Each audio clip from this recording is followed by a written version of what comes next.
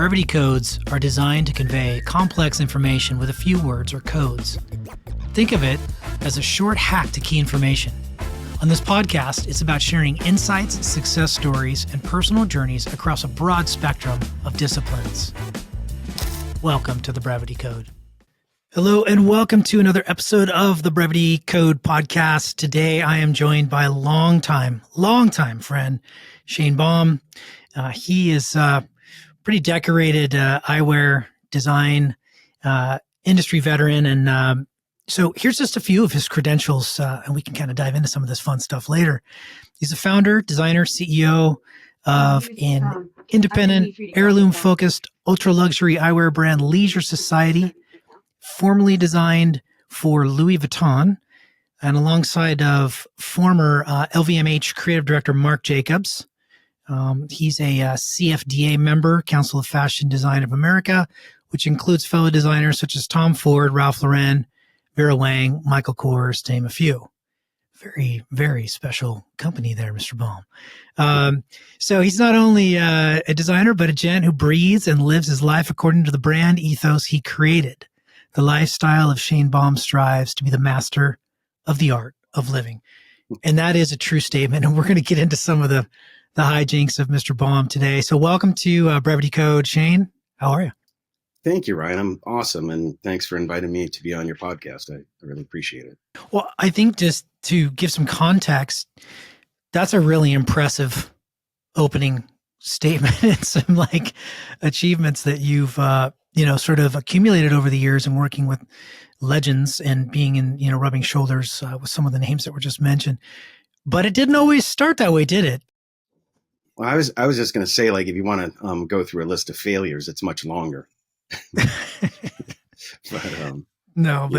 so we started together in Mossimo in probably 1995? No, earlier. 95, something like that. Yeah, I had a friend that I met just previous to that, and the other day I was, we were going through a few things. I'm like, dude, you can trust me. We've been friends for a couple decades, and he's like, it's actually 3 decades. I'm like, okay, fair enough. So yeah, it's been a bit of time. So you and I, we were part of working in what they called the cages in Mossimo, or at least I refer to them as the cages. I don't know if we've ever talked about that, but when people say, like, what was your origin story? I always say, well, yeah, I started at Mossimo in the cages, and there was only 2 sets of cages, and I was in one and you were in the other. It was pretty close to prison style, where we could kind of talk to each other through these cages. Or maybe like a dog hotel or something like that. But yeah, it certainly wasn't very luxurious. And what did your cage do again?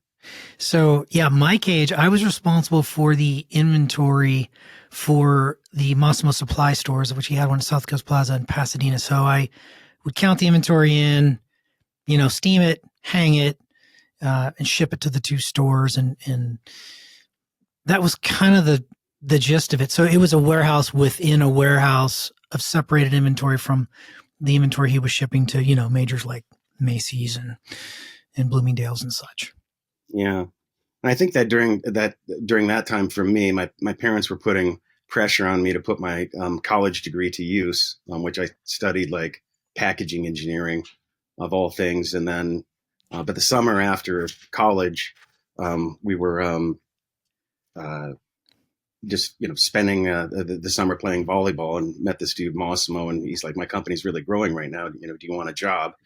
I'm like, geez, I need to pay rent. And so anyway, yeah. So I think that about 6 months into that, he just said, and I was just worked in the warehouse, minimum wage, put clothing in boxes and send it to people. And anyway, he just said, like, well, I'm starting an eyewear division, and it seems like you're more technically minded based on your education. Do you want to, help with the eyewear division? And there was just 2 people in the division. There's one lady that did all the cool things, and me that answered the phone, put the boxes on the shelf, and set up a desk in the cage with the high value goods. And but learned to import and export goods, and and how to do production and answer the phone, customer service, computer system, everything else. And so yeah, I think we met when you started coming to the cage next door. was that his first product extension outside of apparel? Yeah, I really think it was. It was, yeah, for whatever reason, he was excited about that. And there was a And lady that was hired that had worked for Bosch and Lomb previously, or Ray-Ban. And so she was super knowledgeable and had been in the industry for a while. I guess I never realized that. I always thought when I saw you over there that you were a little more credentialed up. I didn't realize it was like, as casual as meeting him playing volleyball on the beach and getting your start. I thought you were already kind of in that, well, I guess loosely, like that engineering kind of design space, because he quickly moved, thankfully, and to both of our credits, we got out of the cages in a relatively short manner and were brought inside the office. And then is that where you really started to do the actual design work, or how did that transpire? Well, it was one of those things where, the lady that had started the division left the company. And so, I remember it's kind of funny how respect works. And for anybody that's younger watching this podcast, it's one of those things where like you start noticing the people that, show up first in the office, leave last, work nights, weekends, like just all committed to the cause.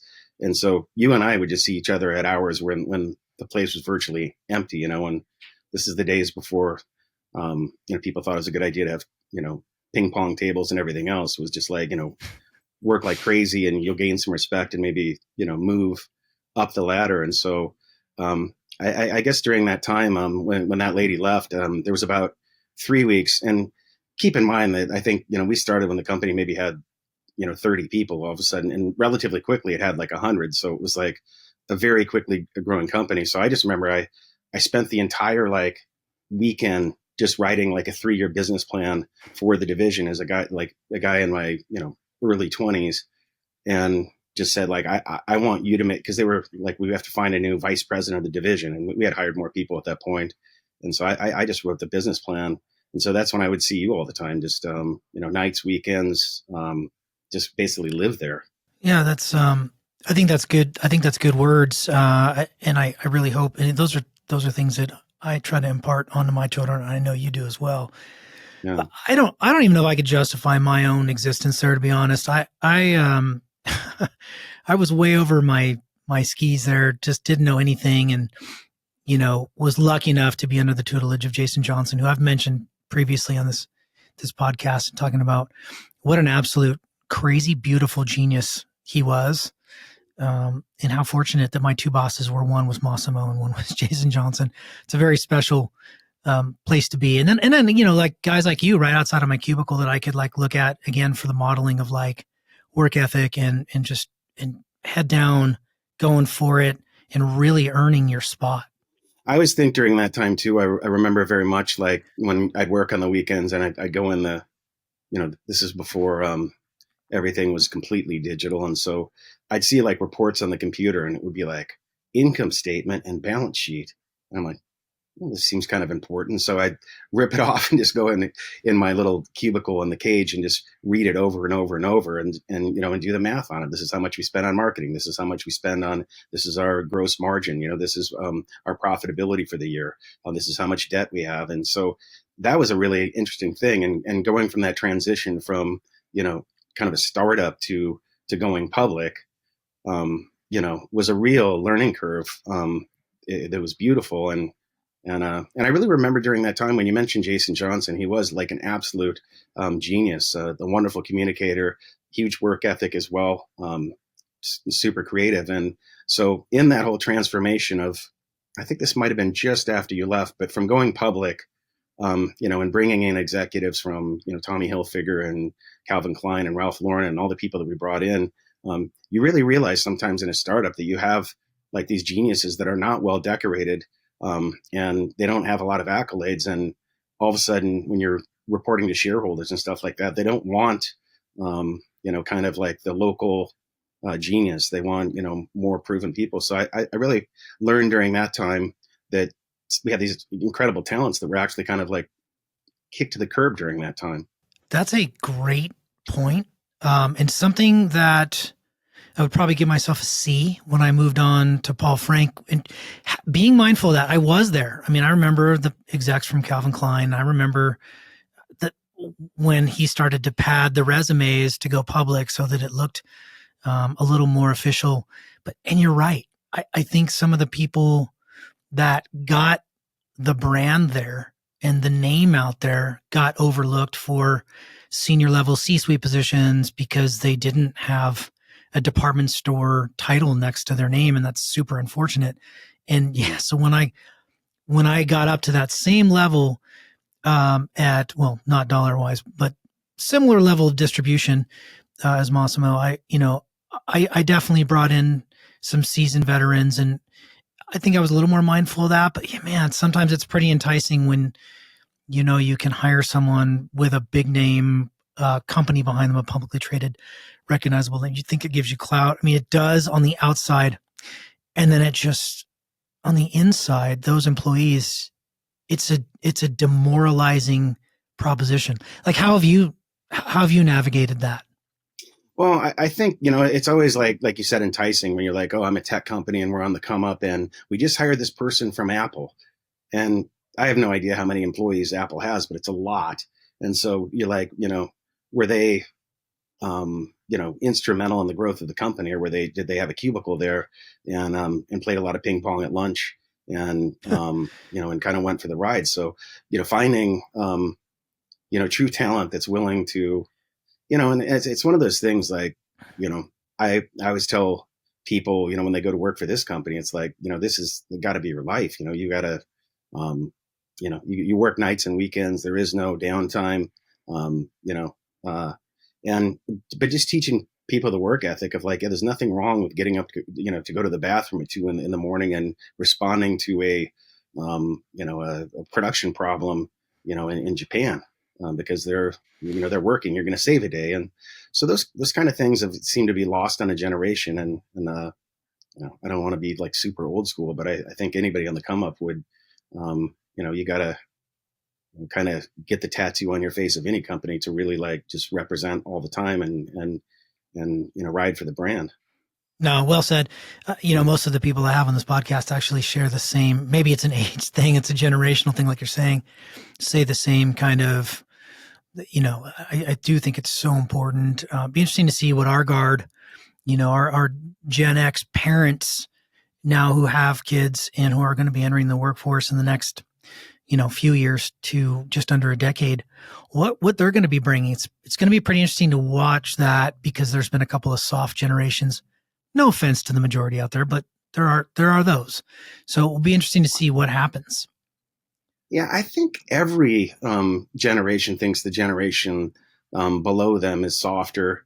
I just remember like my grandparents being like, okay, yeah, we went through 2 world wars and the Depression, and like, you punks don't know what it's like, and my grandmother's telling me, you take 1 sheet of toilet paper, then you wipe, then you fold it, and you wipe again.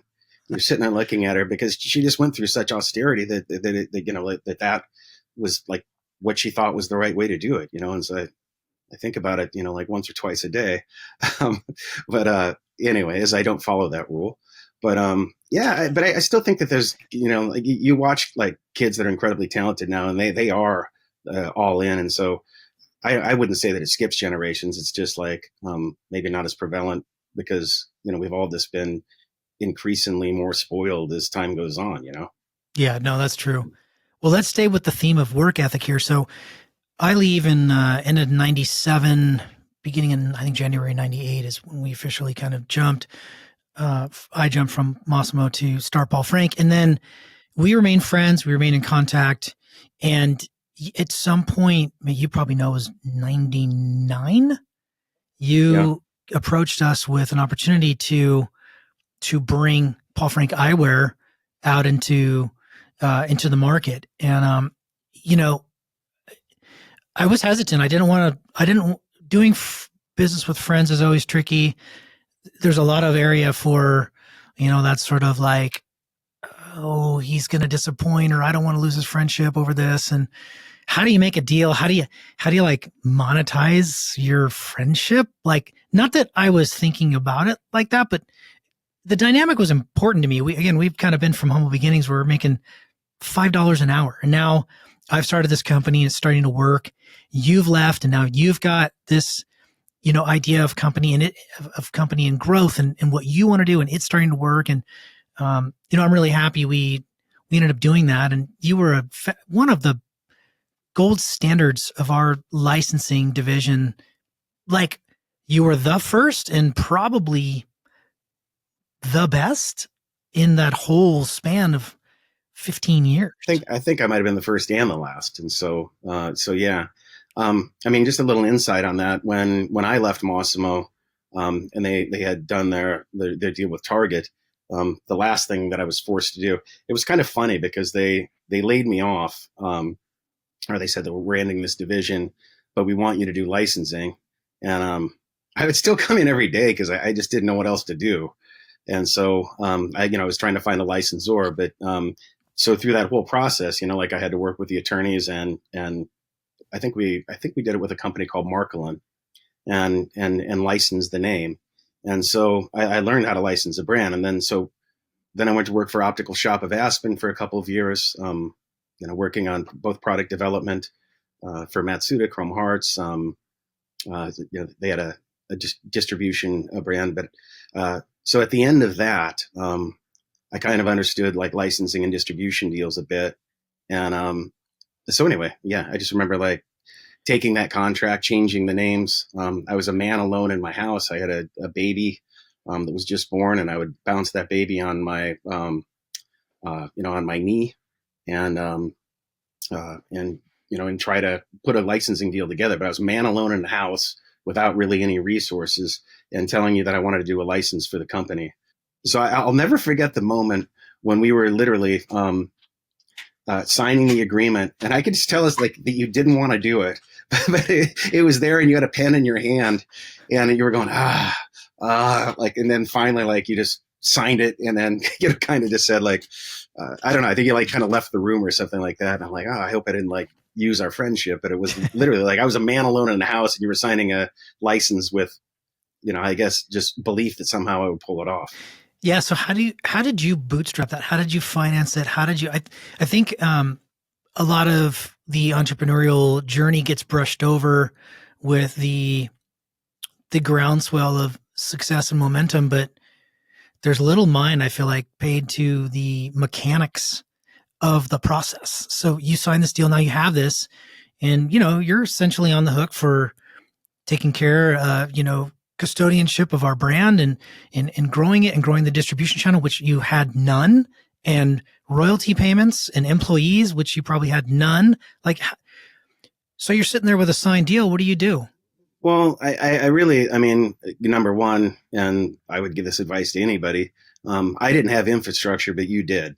And so, you had a brand, you had trade show booths, you had sales agencies, you had, an operation. And so joining that as a licensor, I was able to plug into that. So that was, something where I was man alone in a house, and I could make a collection of eyewear. But you had an infrastructure that I could plug into. So we immediately had sales reps. We immediately had distribution because you already had that. And so I guess that was the main allure of doing that. And then, I don't know, I guess further, and I will say there was one moment where I really needed to, make some things happen. And one of our mutual friends and one of the best humans on the planet, Jeff Yokoyama, had a collection, a clothing brand at the time called Modern Amusement. And he gave me an eyewear deal with his distribution distributor. And so I asked for some money up front, and they were, he was very gracious at that time. And so that kind of saved me. I'm like, how am I going to pay rent? How am I going to move this forward? How am I going to get the samples, put stuff into production and everything? So that was really an instrumental deal. And then, also my father co-signed for a loan that allowed me to have the resources to enter the game. Shout out to Jeff Yokoyama, who's been on the podcast. Oh man. Yeah. He's awesome. I invite everyone to go into the backlogs of Brevity Code and check that one out. He's a special dude, an absolute gem on the planet Earth. Yeah. For sure. You find me somebody that doesn't like Jeff Yokoyama, and I'll show you a real asshole. He's No so doubt. sweet. I Yeah. agree. So you have Modern Amusement, and you've got Paul Frank. Now you're rolling, and you build that into you open offices in Europe, and you give me the scope of where that went. That's a funny one too. I mean, we're in a 10 by 10 trade show booth in New York, and I meet this English guy that was working for a company that had gained a lot of momentum in Europe, and he really liked the brand. So he said, like, why don't we, open an office, like in Europe? And we didn't have many resources, but this is probably like in year 3 or 4. So we were on the come up and getting, expanded distribution and some traction at retail.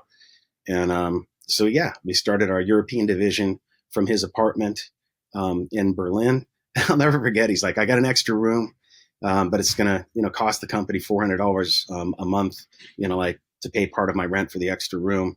I remember being hesitant. I'm like, I hate fixed expenses, but I'm like, okay, I'll do it. I kind of like you signing the contract. I was, kind of apprehensive, but ended up signing it. And then it was about like 6 months later, and he's like, hey, like I'm in love with this girl that lives in Vienna. Do you mind if I move the company? I'm like, well, we're a company of one right now, so it seems to me like there'd never be a better time, But then we're two, and then there were 6, and 10 years later, we have 23 people operating out of that office in Vienna, like selling Paul Frank and multiple other brands to, over 1,000 retailers in Europe. Let's talk a bit about your design process. I mean, you're a musician amongst other things. Super inspired by music. The brand, Paul Frank and some of the other brands you're working with, have heavy musical influences, and like, when you're designing a collection, like what are you listening to? Like, I mean, it's different probably now. Cause I feel like we're going to get into a leisure society in a bit, where I feel like you're your own muse for the brand. But like back then, like, where were you drawing inspiration? How are you putting together collections, and how did that process work? What was the timeline for eyewear development? Yeah. I mean, so that's an interesting, question. I mean, first of all, at the end of the day, design's just an opinion, and, and everybody has one. And, and some people, I don't know, like chains and leather and studs, and other people, like cashmere and other things or whatever. And so it's an opinion at the end of the day. With regards to eyewear, I mean, there's only so many shapes that look okay on a human face, and human faces aren't, as far as I know, evolving much. And so you're working in the confines of a limited space. As far as inspiration, it's always, I guess looking a bit to the past, and then out of integrity, not wanting to recreate the past because there's no progress in that. So I would say, like, we look for classically inspired shapes, and then, I think trying to build with any brand, design attributes that are unique. And, and I looked at like great, luxury brands, all over the planet, or, for example, the automotive industry. And if you go back to like, the original Porsches, the original 356 moves into the 911 and continues through their product line today. And when you see a Porsche on the road, you're like, that's a Porsche. And that's great design ethos and attributes that can be played forward and recreated nearly in any product that you put out. And so I've always been a bit obsessed with that. And then, as far as like each collection, I hate it. You can ask the team here. I procrastinate like there's no tomorrow. And then when it comes down to it, we're like, okay, it's go week. And you sit there but at this time, like to bring it to current days, we have probably 1,200 drawings that we know look beautiful on the face. And so we can even go back to Paul Frank drawings or stuff that we created really early and saying like, geez, we love that frame. How would we do it now? With our current brands. So yeah, it's an evolutionary process. Right now, we're really focused on the master at the art of living, and so anyway, that's Yeah. So let's talk about the contrast between analog and technology now, because I feel like I remember you literally hand sketching at the Mossimo days. I don't know that you did that for Paul Frank, but I feel like I walked into that office and saw you hand sketching. Is that true? Yeah, it is true. Although I will say during, and this would be like advice to anybody that's like, um, I didn't really finish that from your earlier question.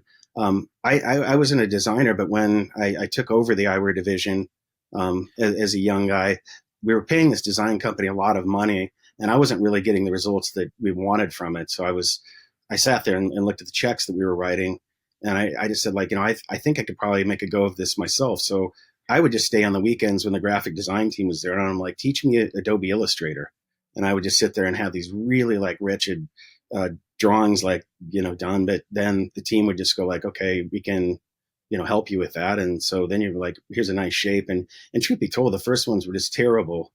And so we're really like trying to, when I was just bragging about having 1,200 drawings, I mean, like, the first ones were terrible, but just really learned it. So I mean, I would hand sketch things, scan it, and try to recreate it digitally.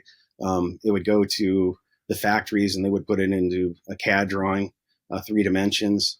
And so yeah, but I still, I still every season, pull out the paper and make hand drawings.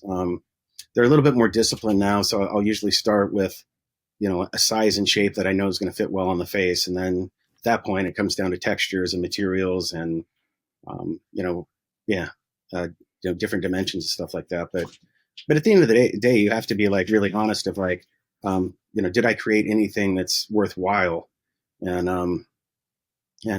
a good designer just says like, what I've just created is terrible.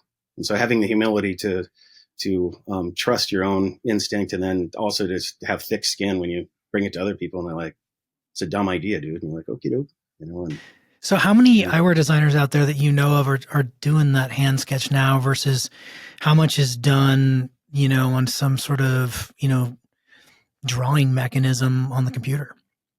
Well, I think it's very rare. And I think that, and I don't want to, take away from anybody the hand sketches, but I think, now, I mean, there's a lot of like good brands, that, I don't know, they can use like AI or can say like, what's the top 15 sunglass shapes, in the world right now.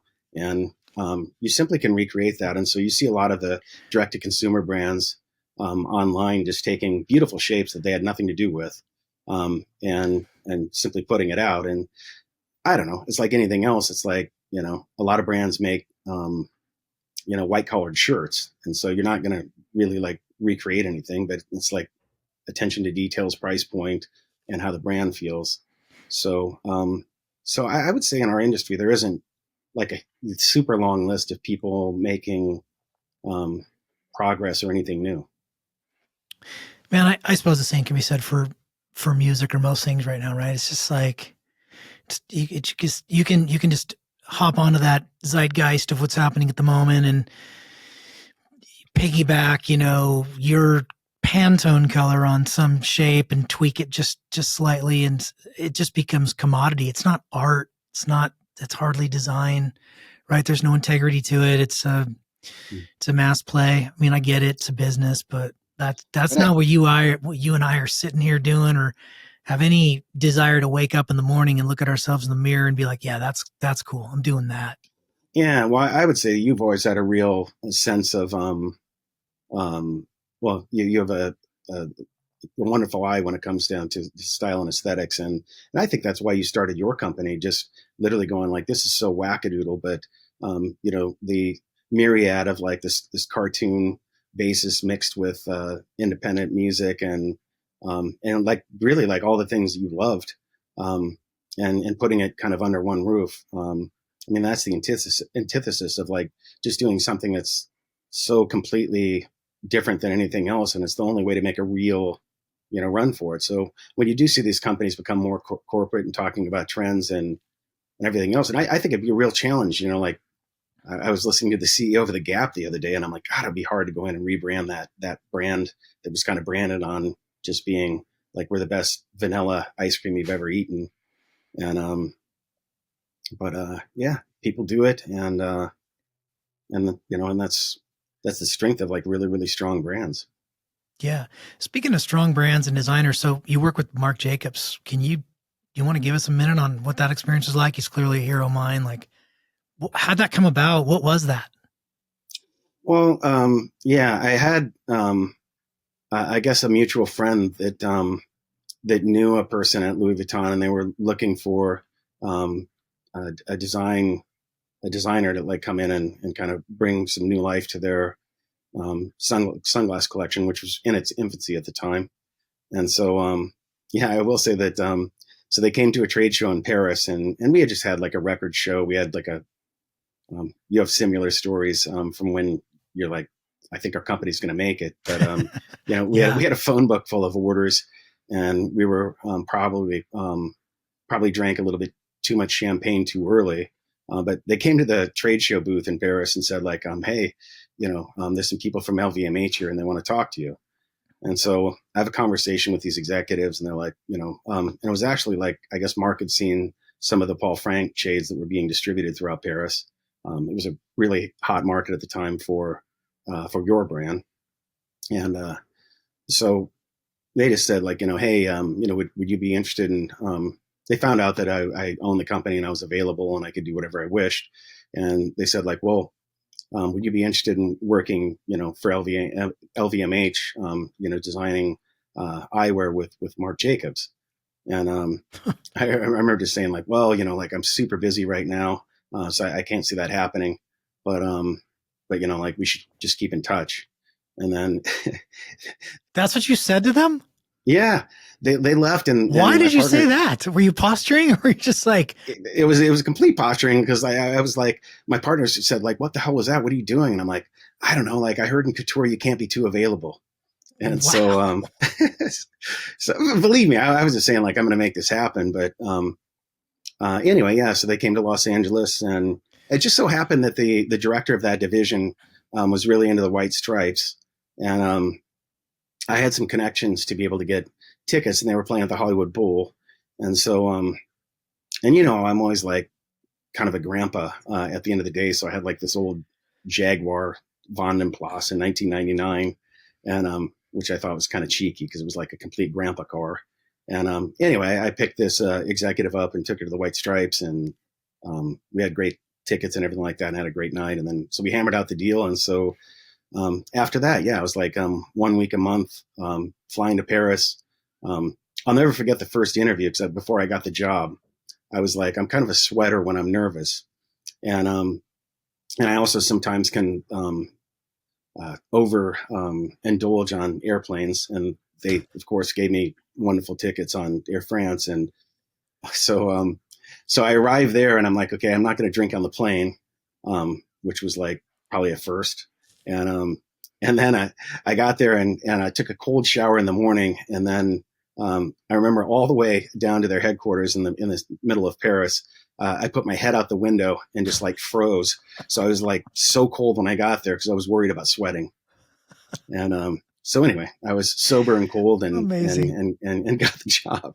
And what was it like working with LVMH? Like, was there a bunch of bureaucracy? Were they pretty independent as far as like, Marc makes the decisions, he's the creative director, what Shane and I do is not up for discussion? Or how did that work? Yeah, so that's a great question. I mean, first of all, like when I started the job, I spent like 2 days at the family house, like on the outskirts of Paris, where they still do like a lot of custom stuff. And so, Insane. it was really cool. They were like building, like champagne holders and like dog carry on, like boxes for like Sheiks and stuff. And so they still were doing it like in the original factory.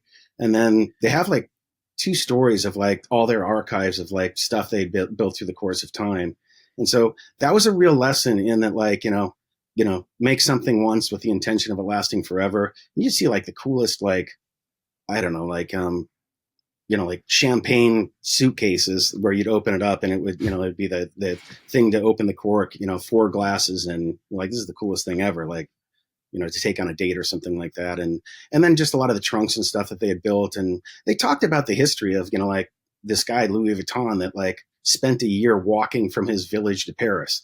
And then he apprenticed for a luggage company. And then he, started gaining his own clientele because he was like supposedly like a really cool dude, and And then all of a sudden the Industrial Revolution happens. People start traveling on ships. And so the history was like phenomenal, and it really like taught you a lot about luxury. And then further to that, it would be like, let me tell you about Marc Jacobs, and I'll tell you one more story at the end about like just never discounting, never like just making sure your brand's luxurious. But the executives there were like super, super pro and really committed and just calm. Marc was like unbelievable to work with.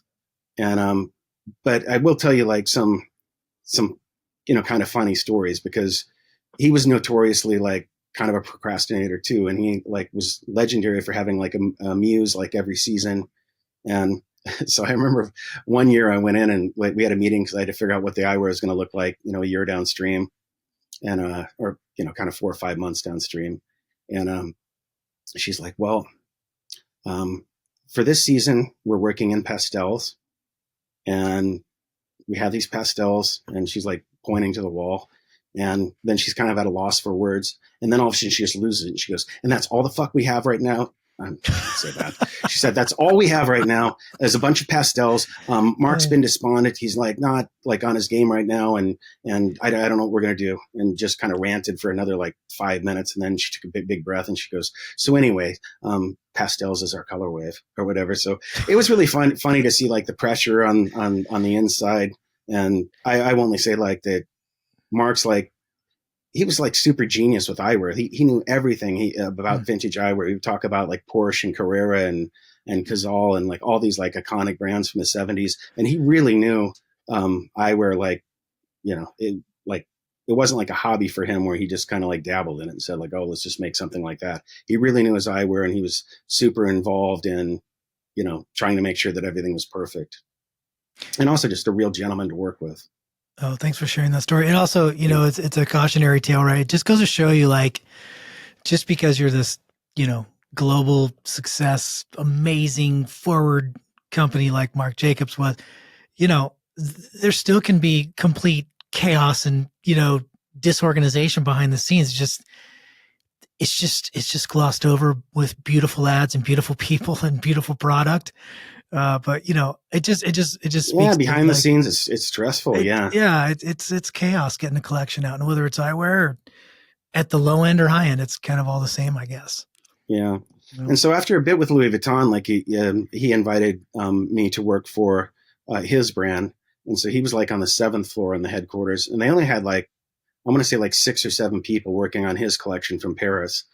And so of course I gladly took that job. It was in front of a licensor called Safilo, and they were, it was kind of like, I don't know, it was during the time when all women were wearing shields a lot. So I was kind of brought in to have a little bit more of a vintage eyewear influence, I guess, on his collection, because that's what I was doing for you, and that's what I was doing for the other line. But I'll never forget that experience. Somebody told me once, like, I hope I don't get in trouble for saying this, but I'll put, it was actually like a really positive, funny thing, but they kind of warned me like, hey, Marc's in a little bit of a funk right now. And in his office with only 7 people, like the whole team would eat together every day. So, so somebody told me like, hey, it's a little tense right now. So, just kind of be on notice or whatever. And so I sat there and everybody's just eating in silence. And so finally I couldn't stand it anymore. And so I just like, I look over and I'm like, so Marc, how's work?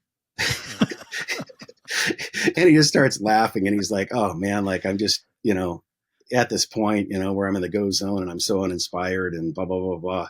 And I just go, wouldn't it be great? Like, if you could just like skip one fashion week, and like everybody would skip it, so you wouldn't like lose any turf, and you could just like go on vacation and get revitalized and remotivated and stuff like that. And he's like, oh my God, if we had took a season off, he's like, I wouldn't leave my house.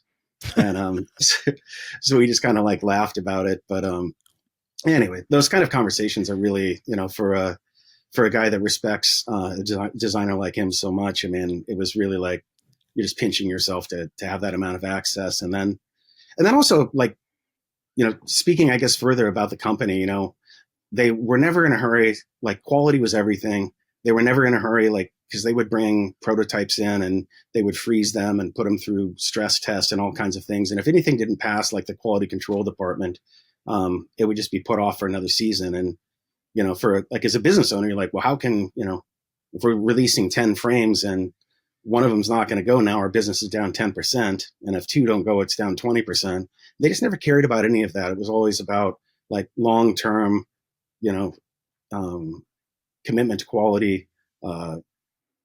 They just didn't care. And I guess like when you're like that big and I don't know, the richest guy in the world, Bernard Arnault, is the chairman of your company. You have that, sense of freedom. And that it really did seem that way there, that money was no object. And everything at that point, well, still is like vertical retail for them. So it was just going to their stores. So I think they're operating from a pretty magical kind of unicorn kind of place in business, but they had to earn to get there. And there's a handful of companies on the planet that can do that. So yeah. I agree. And there was one, also funny story where, my friend had David Beckham, come into his store and he's like, "Hey man, Beckham really likes these glasses that you did. And I was wondering if we could like get a pair for him." So I'm like, I thought it was like, no problem. So I wrote an email over to Paris and said like, "Hey, David Beckham's like looking for this." I think the frame's called The Evidence. And I was wondering if he could get him a pair. And I just got it back the next day and it's like, "Please direct Mr. Beckham to our Beverly Hills store." That's the rare air right there. Yeah, exactly. You don't say no to that guy. No. He's like I love him. That special that was that just aired on Netflix or whatever, and like I don't really care so much about the soccer accolades so much when they showed him and he had his rolling rack in his closet or his room or something, like, this is my outfit for this week, and he had everything like hung and laid out exactly how it was going to go the whole week, and I'm like, dude, goals. Like it was so good. And no wonder you're successful in business. It's like, take those things out where you're like, oh God, and you're like, going around, like for everything. Well, my wife and I like are challenged with that a little bit. I'm like, it takes a lot of foresight to say like, okay, like I'm doing this and then I'm working out in the morning, then I'm doing transitioning to this and I have a thing that night. But if you really do the front end work, then life becomes a lot more simple. I'm not saying I do it or can do it, but it makes a lot of sense. No, dude, what is it? It's Jocko's discipline is freedom, right? Yeah. Let's hop over to Leisure Society and talk about, because I feel like this conversation has been evolving, right? From, the Mossimo days, the cage, to married guy bouncing a baby on your leg, designing, to the evolution of licensing, to Marc Jacobs. Now you're at this kind of high, you've got all this momentum.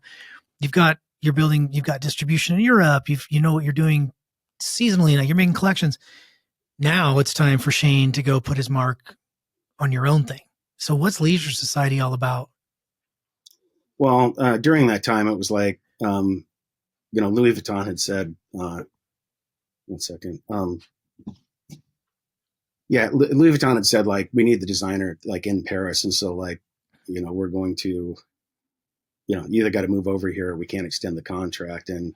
And distribution was going really good at that point. And like, I don't care who you are, like a designer of eyewear is never going to have the house on the hill from designing eyewear, although distribution and like a globally recognized brand is something that could get you that if you wanted to. So I politely declined the job, and all my mentors just said like, look, your resume is not going to get any better.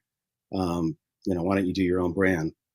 So one of the ceilings at Louis Vuitton is like they wanted to stay with sunglasses below the $500 price point.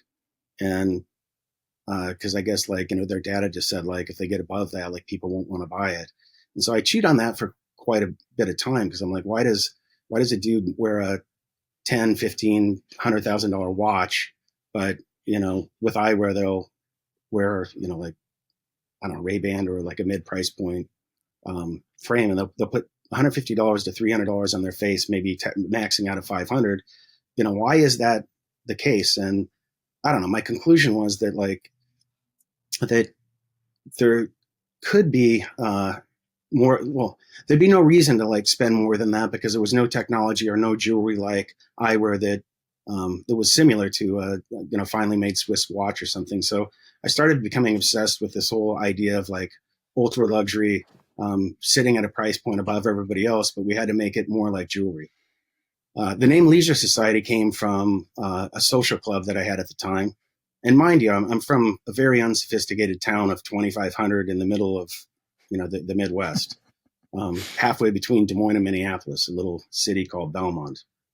And so, my level of sophistication was growing up with a box of wine in the fridge and, driving, I don't know, like working in the detasseling corn or walking beans in the summers.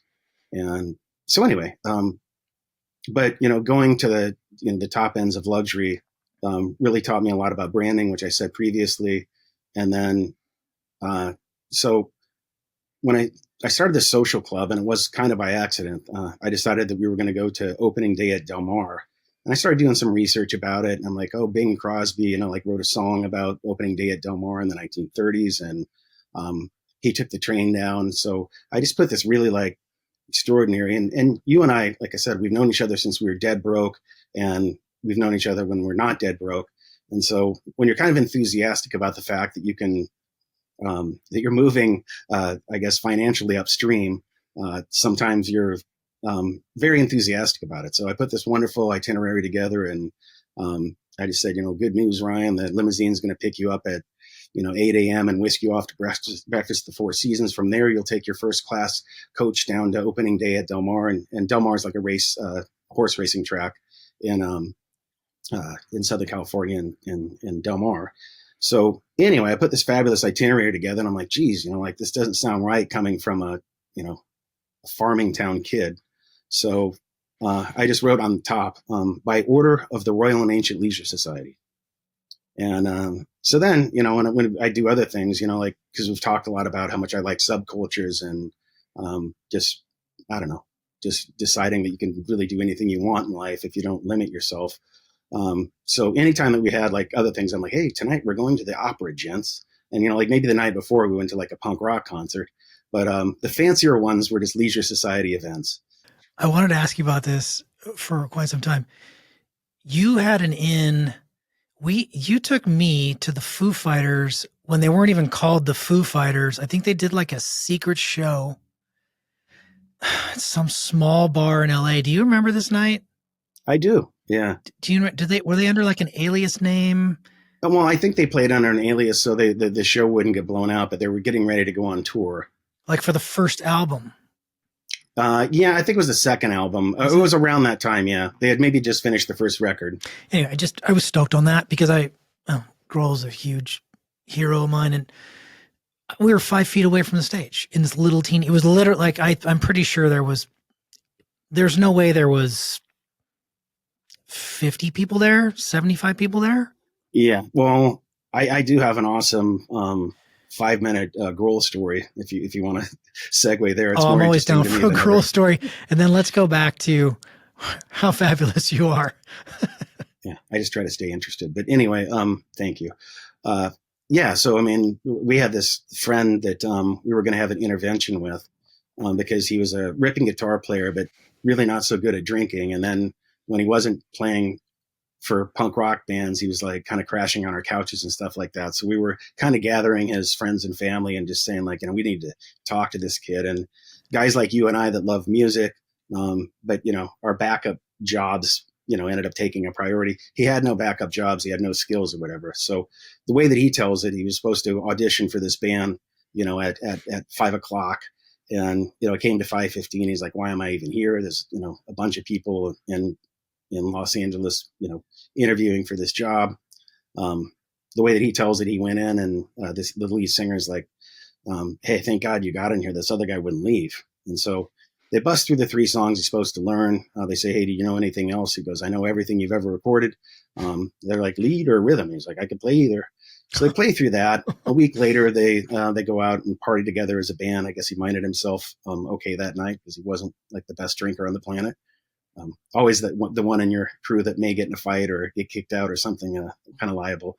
But anyway, then he goes to play acoustic with the lead singer, and then he calls like 2 weeks later, and he's like, "Dude, I'm in the Foo Fighters." And so we never had the intervention. He's been, I think, sober now like 15 years or something more. But anyway, Chris Shiflett, who, plays on the left side of the stage always, was my, a friend at the time that, a mutual friend, and ends up getting into the Foo Fighters right after the first record. So I think that was how we got into that concert. And then, subsequent to that, I went to his wedding. I will tell you, the first time I met Grohl, I was coming out of the restroom at the church, and I just opened the door, and there's Dave Grohl, and I immediately just go, "Hey Dave, got a plunger?" I'm like, I got a big problem in here, and I'm like, if you don't have a plunger, maybe just like a shoehorn or some WD-40 or something. I'm like, this thing won't go down. And he's like, "Are you serious?" And like I laughed. I'm like, "No." So. No. So that was meeting number one. Meeting number two was like I was on the tarmac in Paris and had a flight canceled, and I go through like a billion different options to get back to Los Angeles. I had a meeting, I think, for your company, and just had to get back for the show or the trade fair that we were having.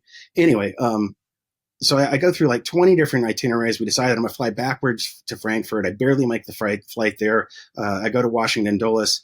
I get on the plane, and I look over, and there's a dude with long hair putting a backpack on the top, and he sits to the right of me, and I'm like, "Dave Grohl, Shane Baum, Shiflett's buddy."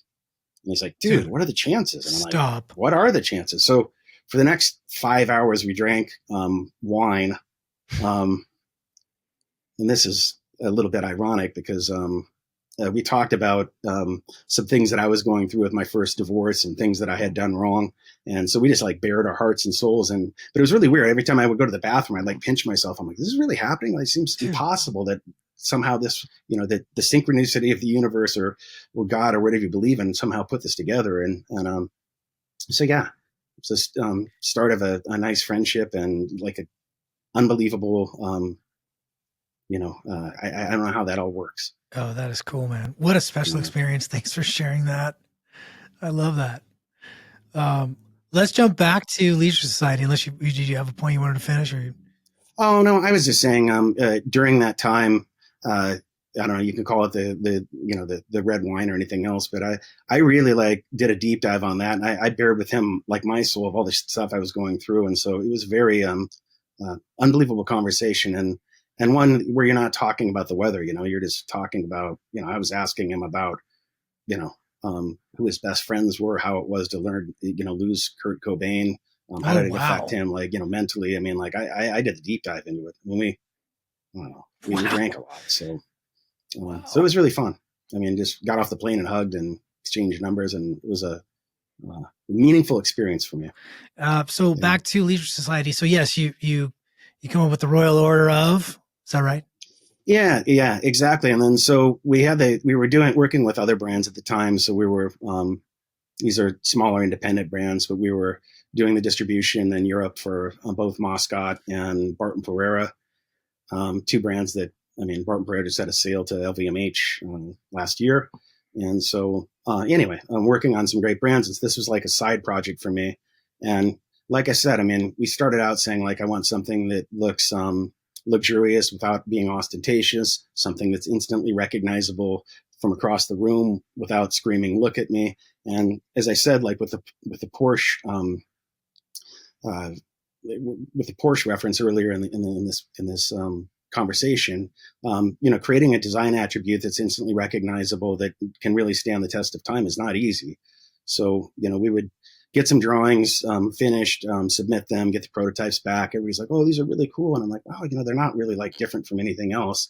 So we worked on it for the better part of 2 years until we finally had one frame where we're like, this checks all the boxes. It looks luxurious without being ostentatious. It has a design attribute that we can build off of. And so I guess it was about maybe 12 years ago, maybe 13 years ago, when we found like we had something to build off of.